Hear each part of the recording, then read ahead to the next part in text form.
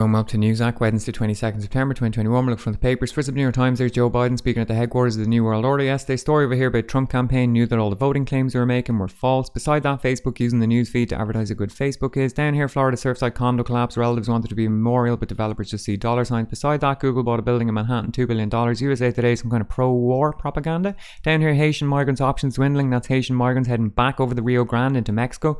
They feel like the situation in the US is just one of despair. The US are also deporting Haitian migrants by the plane load every day. So I guess this is exactly what the Biden administration want, is people to go back to Mexico. Wall Street Journal, Joe with the New World Order, Google bought an office. Grandma from Cuba. Headline over here says Biden intends to remove the thorn of defeat in Afghanistan by threatening Cuba and Venezuela. So that's talking about the ongoing sanctions, particularly in the time of the pandemic. They're right what they're saying. People are dying because of those sanctions. Down the bottom, quote from Fidel, if there is no development and a minimum of justice for the peoples, there will be no peace either. Yes, correct and right. Thank you, Fidel. Star for South Africa, City Power removing illegal connections. So that's people who are connected up to the power grid in various shanty towns. They're now going out and disconnecting them, but there was a huge civil unrest over this, obviously. Down here, same story about the illegal gold mining gangs from yesterday. The Australian rampaging thugs unleashed destructive anarchy on the city. That's in Melbourne, I think. 200 arrests so far, third day of protest. Seems like an AstroTurf thing. People were just advertising a protest. People turned up. They've no real leadership, no clear set of demands, so it's all a bit messy. Jerusalem Post, Joe at the New World Order. Progressive Democrats block $1 billion for the Iron Dome. That's a big wedge. I guess they're going to get the money next year in 2022. Not sure why Israel can't pay for that themselves. Seems a bit strange. TEHRAN Times, another brick in the wall. When I first saw this, I thought that's all the presidents building the wall between US and Mexico, but actually the wall they're building is the one of sanctions against Iran. Good to see them all pitching in together anyway. The Hindu quarantine rules, record rice yield coming, good stuff. Dip in oil seeds. That's alright. Oil seeds are bad for you, don't touch them. Global Times from China, that's the new Universal Park in Beijing. People going in to live the Transformers experience, dress up as Harry Potter or whatever. Love to see it. Biden at the New World Order, Irish Examiner, football, wave of job losses in coming months. Yeah, universal basic income now, please, thank you. Irish Times, some volcano erupting in La Palma and the Canaries. Something about an ex-rugby player stealing £500,000 from a bank. Irish Independent, tennis, golf, budget, same rugby player story. Irish Daily Mail, midlife women are having a moment. Fair play to them, enjoy that.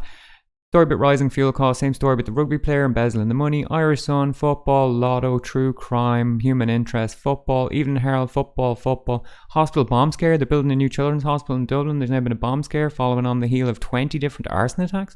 Belfast Telegraph, some councillor got COVID and said he was ashamed to not get the vaccine. Thank you, mate, for coming out and saying that. Financial Times, Evergrande crisis grows. That's Chinese property developer, probably going to set the whole global financial market on fire soon.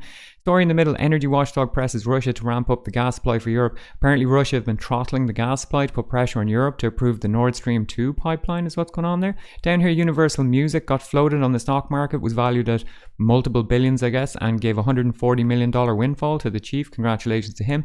On the left, robots roll up as labour shortages hit warehouses, so they can't get people to work in warehouses because obviously it's a very repetitive job. It's hard on your body, doesn't pay a lot of money, so now they've robots in doing it. Yet again, another case for universal basic income. Please give the robots surplus value to me, please. Thank you. The Guardian, how can Generation X solve its drink problem? Stop drinking, I guess. No deal. Prime Minister's hopes of securing trade pact with Biden in disarray. He's not going to secure a trade pact with Biden if he's in a room with Kamala, is he? Should be obvious to anyone. The Times, there's Boris looking like he got lost at Art Basel. He was apparently in the British ambassador's residence to ask Jeff Bezos to please pay more tax, please. The French were right. Cheese is good for the heart. Great. Good to hear that. Daily Telegraph, there's Boris and Kamala. She's presumably pointing to wherever Joe has been hiding, so he doesn't have to meet up with Boris. On the left, some story about Macron might offer up the French's UN Security Council seat in a push for the EU army. So basically saying that if the EU approve an EU army, he will let them use France's seat on the UN Security Council. That's it. Down the bottom, Karen and gammon are not on, says Ofcom. So the British press regulator said Karen and gammon have been added to a list of slurs. The other words were also snowflake, Ramoner and boomer. So they're not banned off the air, but if there's a complaint, they will consider that these are slurs. The Independent, 4 stories on top. Boris Johnson, Gloria De Piero, why a lefty like me works at GB News. I'm sorry, you're not a lefty just because you're in the Labour Party. Tony Blair was also in the Labour Party. Winter lockdowns, TV. Story here about the Salisbury poisonings is from 2018. The poisoning of Sergei and Yulia Skripal. They've now found out that this lad might have been involved with it. Something about the climate down the bottom. Daily Mirror, the Kate outdoors, Her Royal Highness, the Duchess of Cambridge, Countess of Stratton, Lady Carrickfergus, Catherine Elizabeth Windsor, shouting about doing something or other. She's been photographed for it. She's still the niece of Prince Andrew, still wanted for questioning regarding his relationship. Pedophile billionaire finds here Jeffrey Epstein, R.I.P. Daily Express, Kate again out doing stuff. Boris, iNewspaper, Boris, Metro, the Salisbury poisoning thing. 673 calls to speak to my GP surgery. I did the maths on this. She must have been calling every 3 seconds, so presumably the line was just engaged, but I guess it makes for a good headline.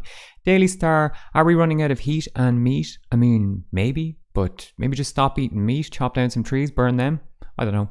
Anyway, Julian Assange is still in Belmarsh prison without fair trial or due process. If you want to stay off corporate, state media, any of that sort of guff, just click the link in the description. Alright, thanks, good luck.